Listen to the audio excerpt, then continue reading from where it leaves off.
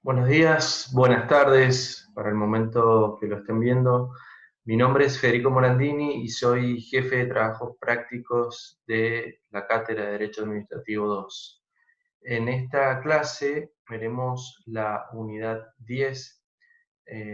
relativa al empleo público y comenzamos por hacer algunas aclaraciones. En primer lugar, esta es un punto de la materia muy importante, que tiene gran salida laboral, que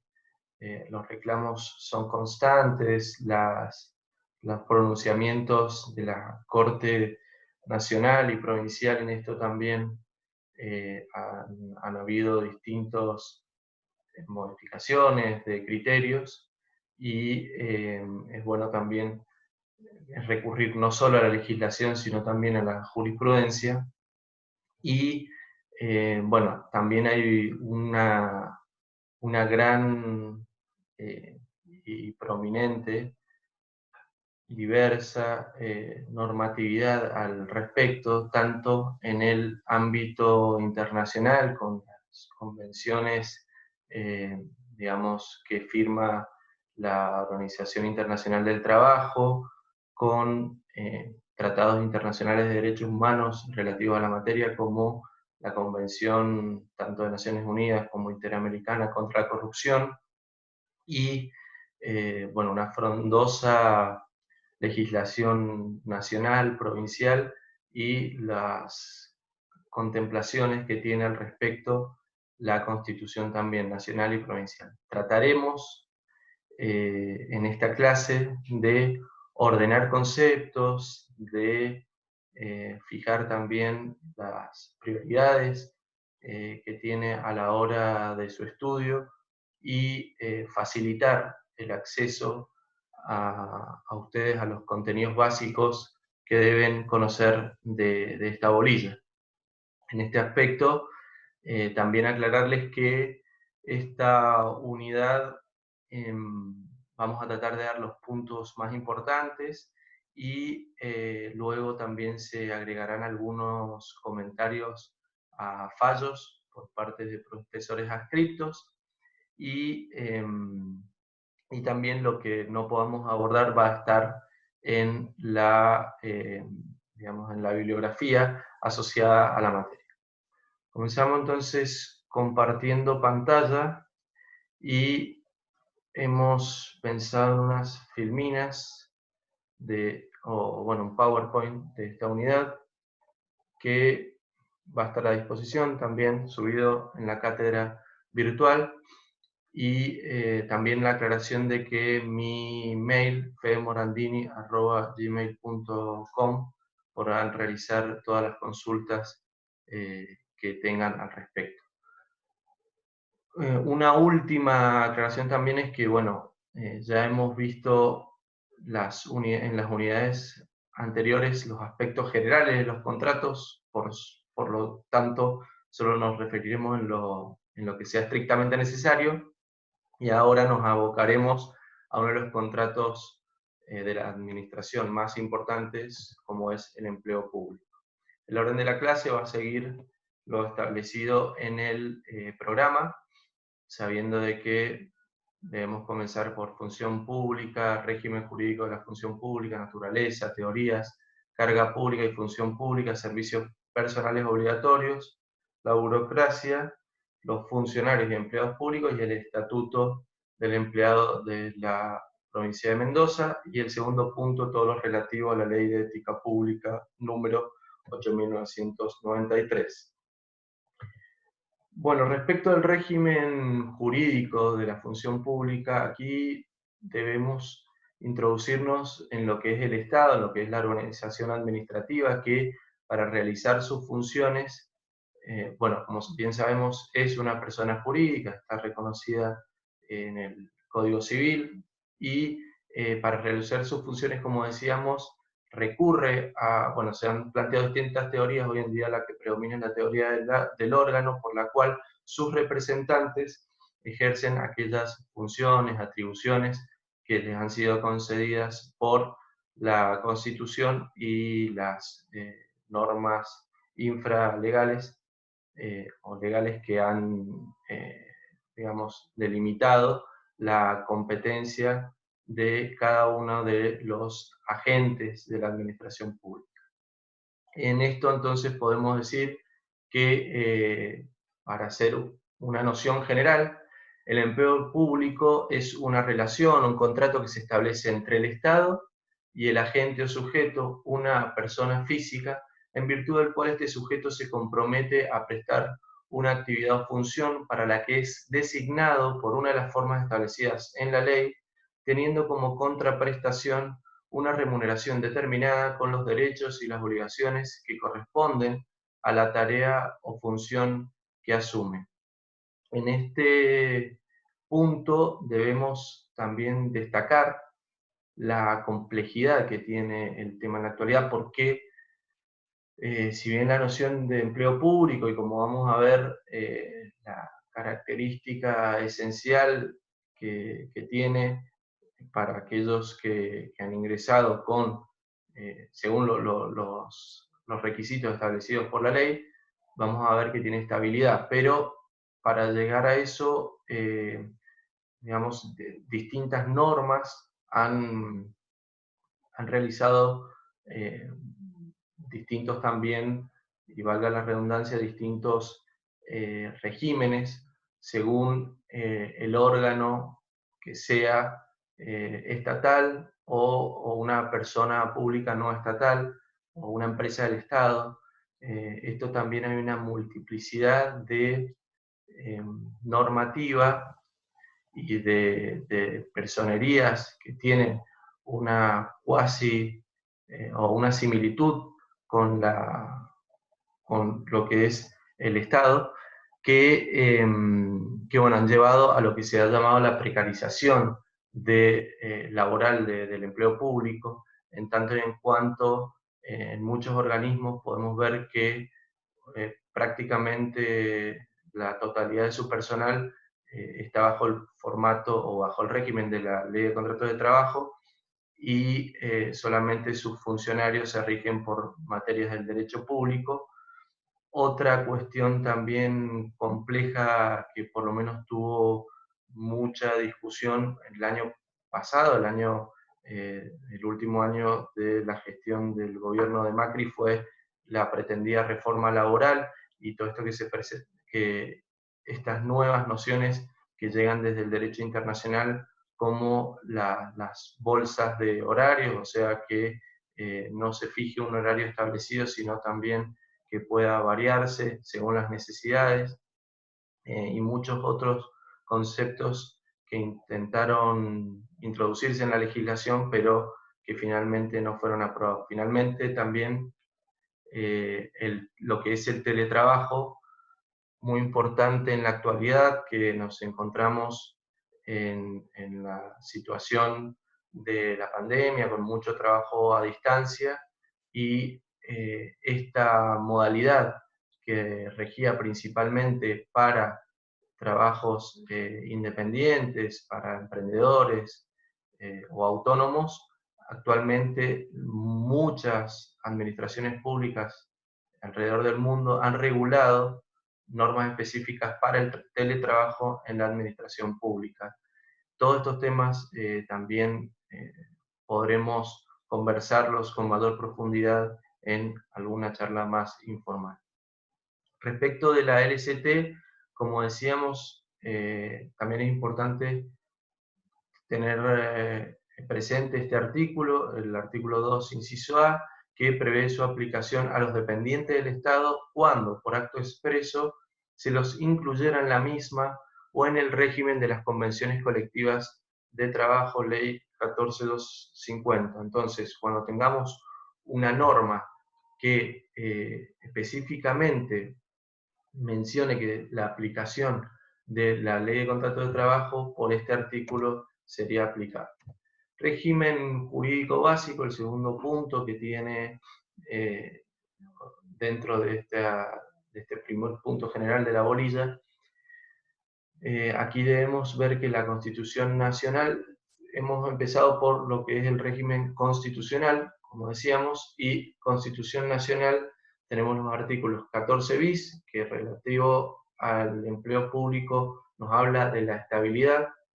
como una de las características.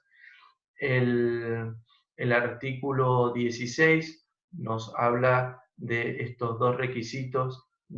o mejor dicho, el requisito de la idoneidad para el cargo público y la igualdad también para el acceso. Y el 121 también es importante porque el empleo público, como toda materia administrativa, es una competencia no delegada por las provincias de la Nación, por ende el régimen es provincial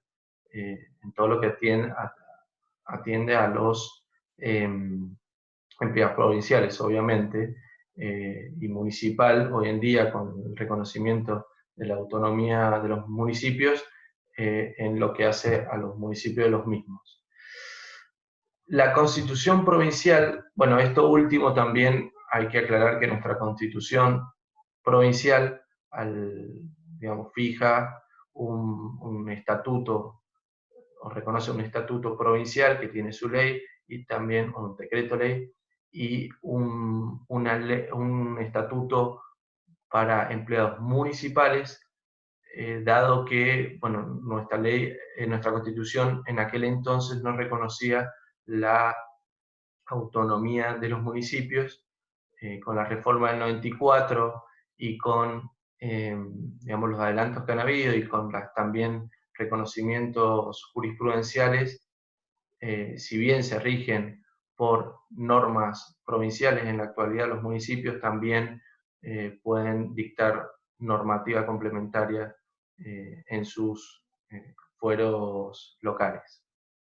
La Constitución Provincial, entonces, el artículo 30, muy importante, habla de que la legislatura debe dictar una ley especial que rija las materias de duración, estabilidad, retribución, promoción o ascenso en el empleo público. Y es importante también el nexo que hay con el presupuesto, dado que el artículo 99, inciso 9, atribuye a la legislatura la potestad de crear o suprimir empleos, determinando sus atribuciones y responsabilidades, y dictar una ley general de sueldos, relación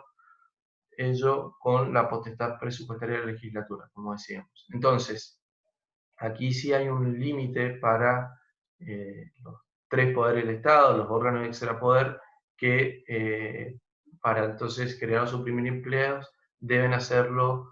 contemplarlo en la ley de presupuesto y así pedir entonces la venia de la legislatura. Por último, el límite a la potestad de organización interna de la administración del Poder Ejecutivo, el gobernador en el artículo 128, inciso 1, y a la autonomía municipal en el 200, inciso 2, en esto de que también debe ser una norma dictada por la legislatura la que rija estas materias, como veremos a continuación. El régimen básico ahora en lo que hace a la esfera infraconstitucional, legislativo, tenemos que en la Nación la ley 25.164 establece lo que es la normativa general para los agentes de la Administración Pública Nacional. También rige la Ley de Ética Pública o de Ética en la Función Pública, la 25.188, que también se presentó un proyecto para su modificación que contemplaba estándares más elevados que finalmente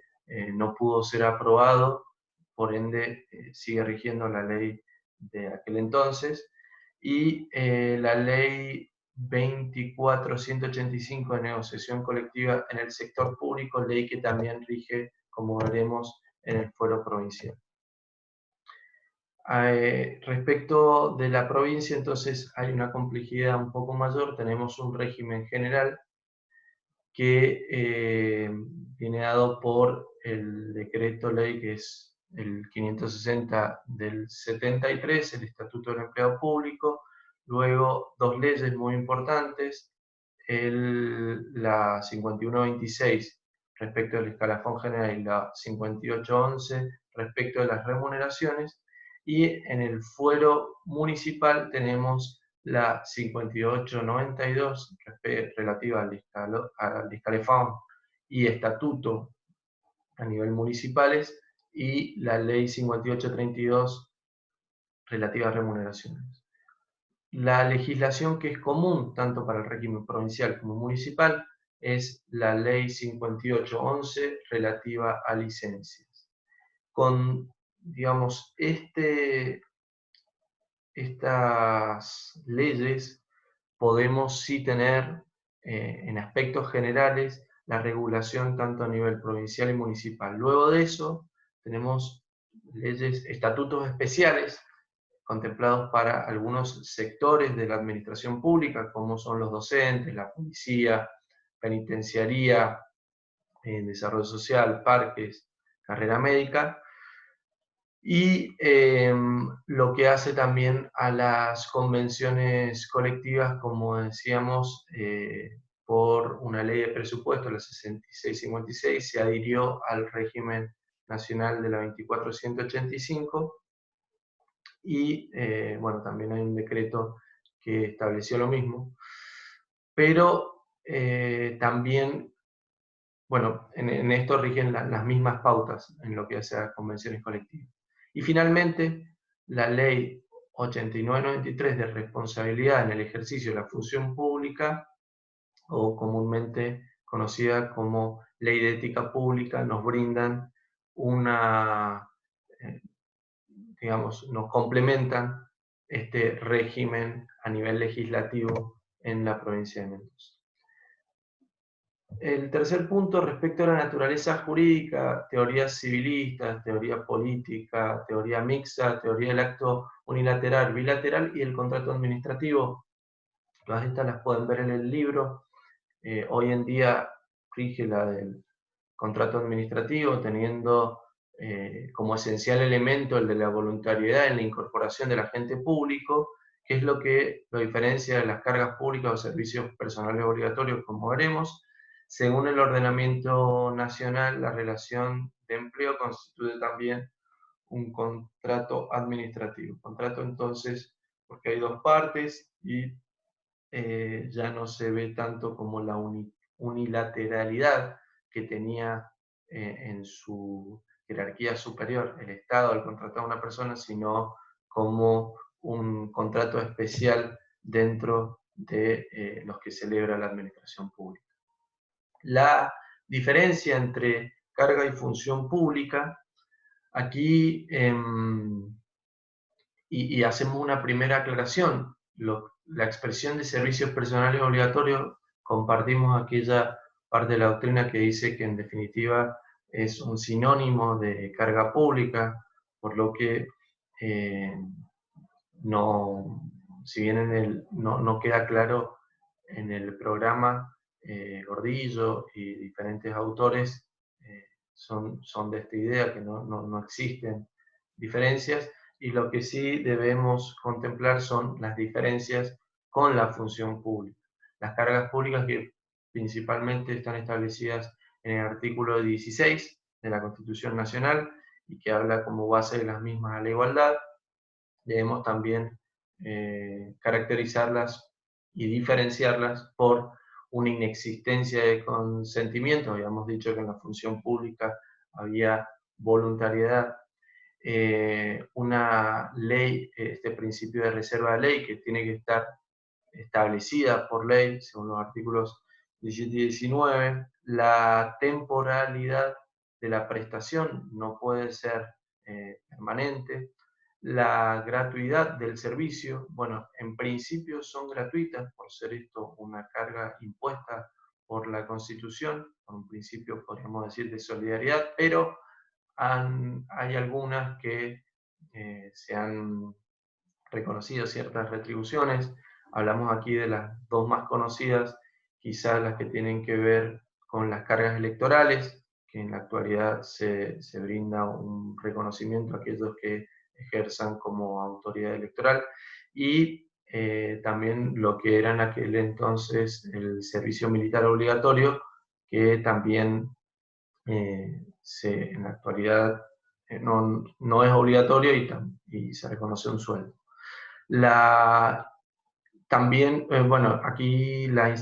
intransferibilidad de la carga, muy importante, es una obligación intuitu personae,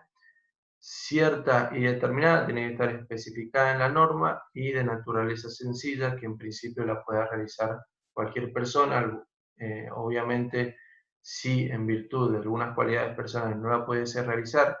digamos, no podría obligársele por parte del Estado. Esto sucedía también en el servicio militar obligatorio, que habían ciertas excepciones a ciertas personas que podían cumplir funciones administrativas o directamente estaban eximidos de esta carga. Siguiendo entonces con lo enumerado por el programa, vemos el concepto de burocracia. Bureau en francés es escritorio, oficina, y entonces sería el gobierno de los burócratas, de aquellos que se encuentran en oficinas, y si bien tiene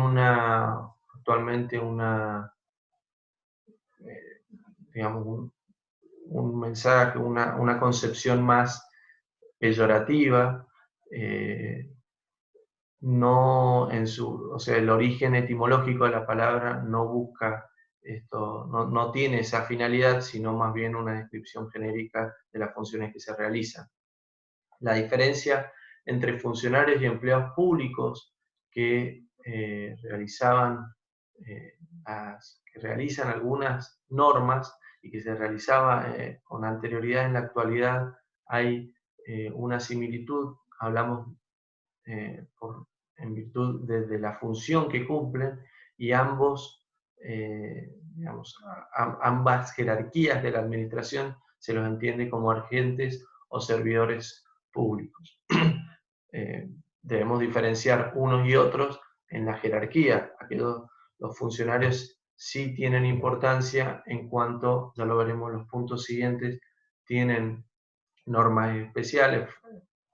principalmente son los que se les denominan los miembros del gabinete, aquellos que dependen exclusivamente de la voluntad del gobernante y que no comparten,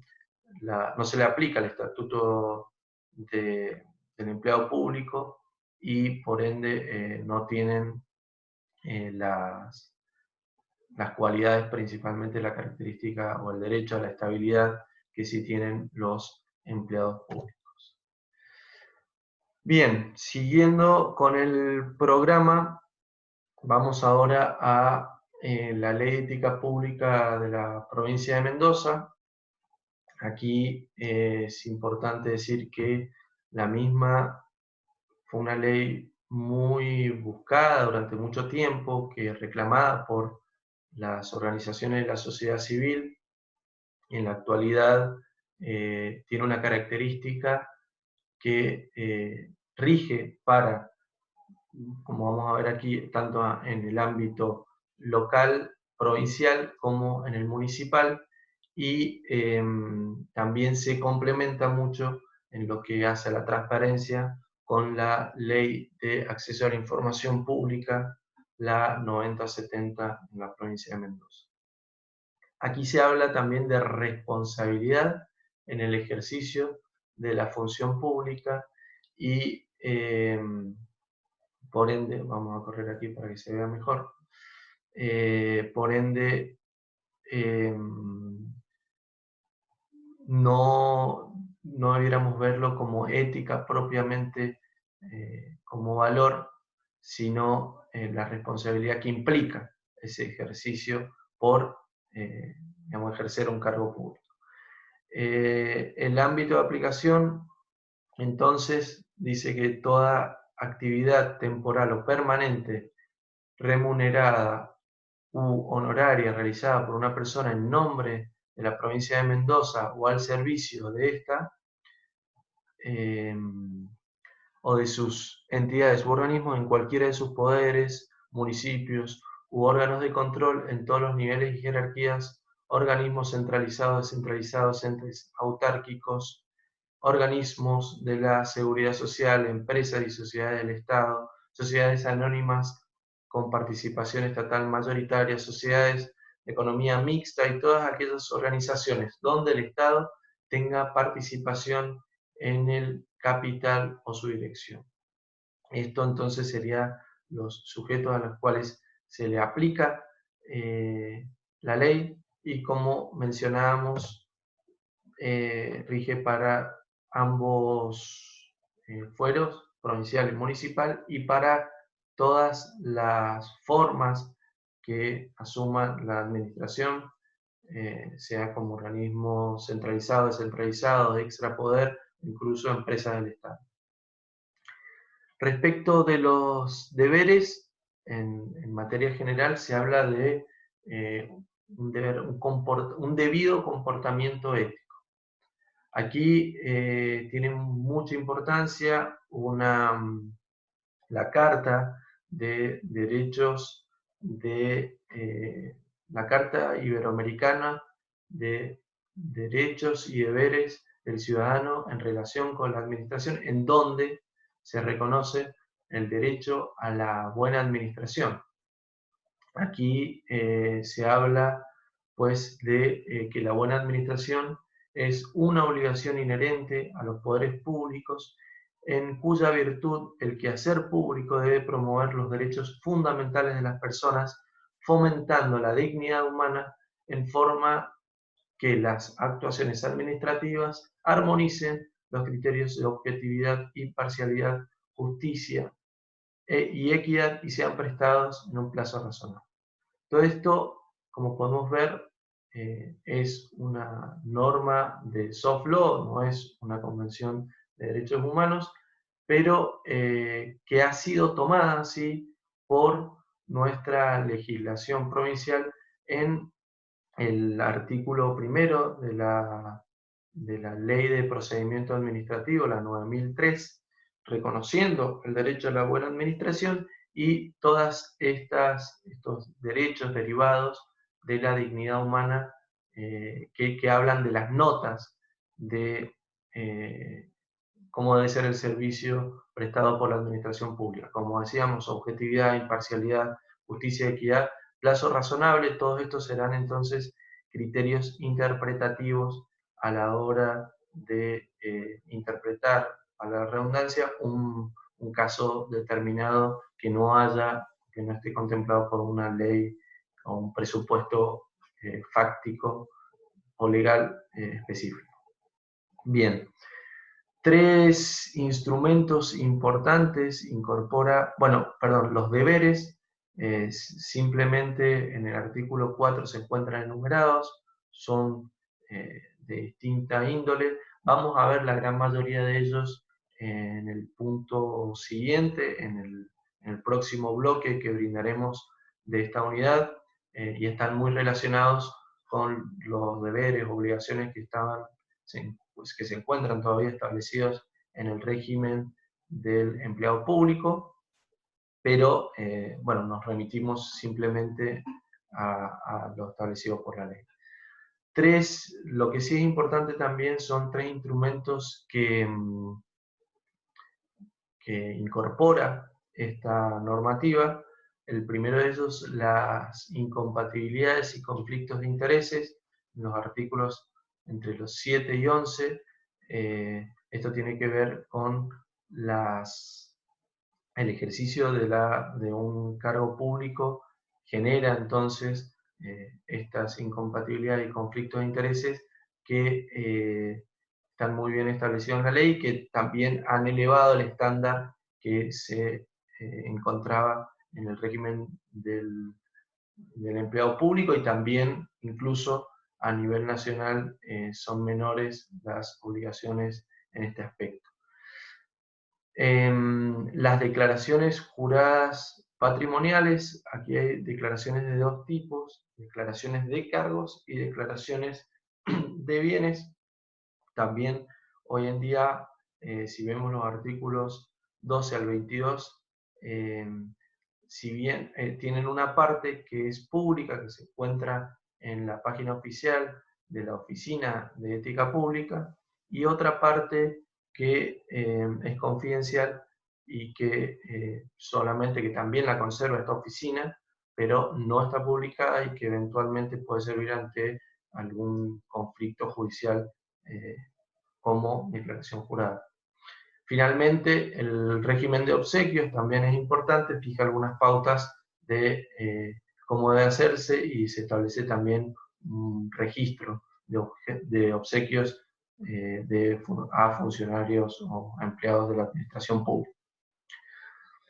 El otro punto de importancia es, como decíamos, la autoridad de aplicación. En el artículo 25, esta nueva oficina va a regir todo lo relativo a esta ley de ética pública, pero también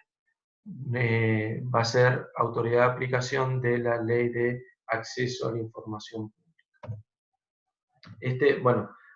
Importante mencionar que se le ha reconocido cierta autonomía, aunque en el ámbito del Poder Legislativo, que el funcionario que está a cargo de esto, el auditor,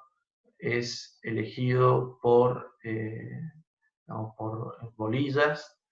por el procedimiento de bolillas, por el Senado de la provincia y conserva el cargo con su buena conducta por un periodo de 5 años que puede ser prorrogable por otros 5 años más. El régimen nacional, como decíamos, rige la ley 25.188 de ética en el ejercicio de la función pública y también es importante mencionar que en materia de ética pública, la ley, hay un régimen común que tiene que ver con la ley 27.304, la conocida ley del arrepentido, donde se incorpora también una figura, un instrumento muy importante como son los acuerdos de colaboración eficaz. Tomaron mucha relevancia en lo que fue la causa, la denominada causa de los cuadernos, y aquí está también el cuestionamiento ético que algunos se hacen, la colisión de intereses y de principios, en tanto que si es visto desde la esfera del derecho penal, podemos decir que un colaborador que está facilitando información, pruebas para poder dar con los detalles, los hechos y las personas que intervinieron en un determinado delito, al hacer esto se le podría disminuir la pena o condonársela, mientras que desde la esfera del derecho administrativo es muy cuestionado esto, sobre todo desde el punto de vista ético, dado que es una persona que reconoce haber participado en un delito, incluso contra la administración pública, y que se le está otorgando un beneficio asociado a este régimen, a esta figura. Hay mucho escrito sobre esto, no vamos a ahondar al respecto. Finalmente también es régimen común, como decíamos, las convenciones, tanto la interamericana como la de Naciones Unidas contra la corrupción, que fijan algunas pautas, no solo para el acceso a los cargos públicos y para el ejercicio, sino también para lo que hace a la materia de contrataciones en general de bienes y servicios. Bueno, finalizamos con este bloque, vimos los 2 primeros puntos y continuaremos en el segundo bloque con otro video. Muchas gracias.